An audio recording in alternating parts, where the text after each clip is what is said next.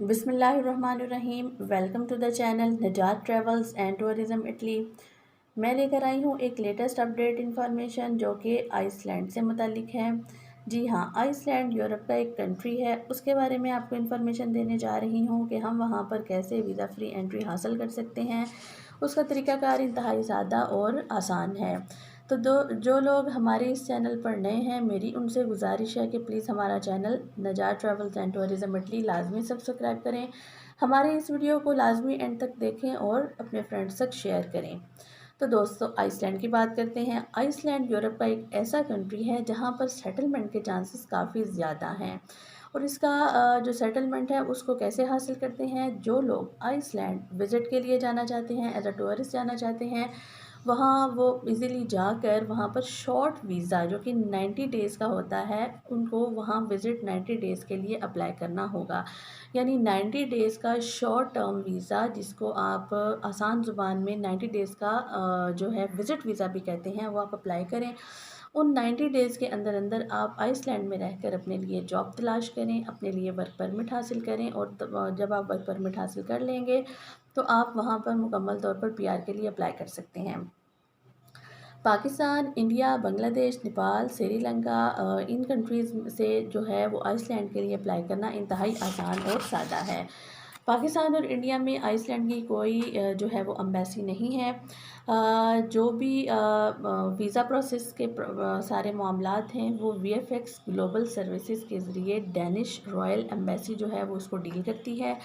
आप VFX global service की website पर, ऑफिशियल वेबसाइट पर लॉगिन हों, वहाँ पर आप अपने लिए फ़ॉर्म जो है उसको ऑनलाइन फ़ॉर्म को फिल करें, उसको डाउनलोड करें और उसको जो है वो सबमिट करवा दें। सबमिट करवाने के लिए आपको कुछ फ़ीस जो है वो 60 यूरो जो है वो पे करनी पड़ेगी। 60 यूरो फ़ीस आप कहाँ से पे करेंगे? आप अपने क्रेडिट कार्ड के ज़रिए पे करेंगे।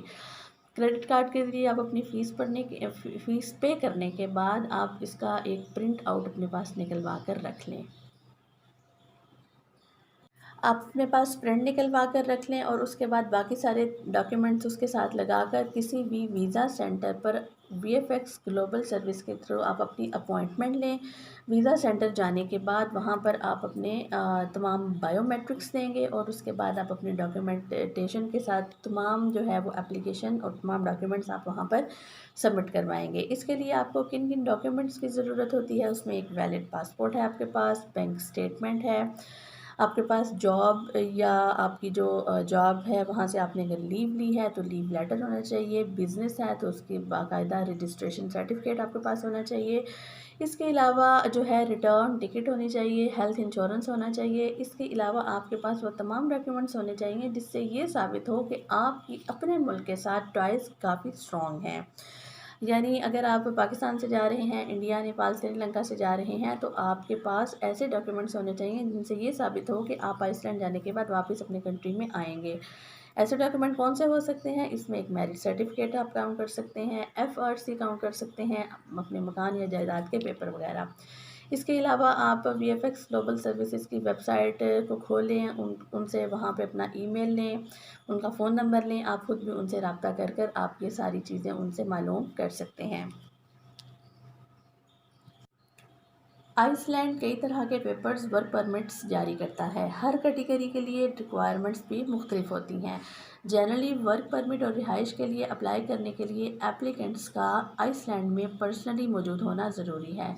आइसलैंड 8 तरह के वर्क परमिट जो है वो देता है, लेकिन उसमें से जो सबसे इम्पोर्टेंट आम जो है वो जो सब कैटेगरी है वो है temporary work permit due to shortage of labour. Visits पर जाने वाले जितने भी हजरात हैं वो इस सब कैटेगरी के लिए अप्लाई करने के अहल हो सकते हैं। आप ना अपने लिए वर्क वहाँ पर विज़िट वीज़ा अप्लाई करें, विज़िट हासिल करें। विज़िट हासिल करने के बाद आप वहाँ पर अपनी मर्ज़ी की जॉब जो है वो सर्च करें।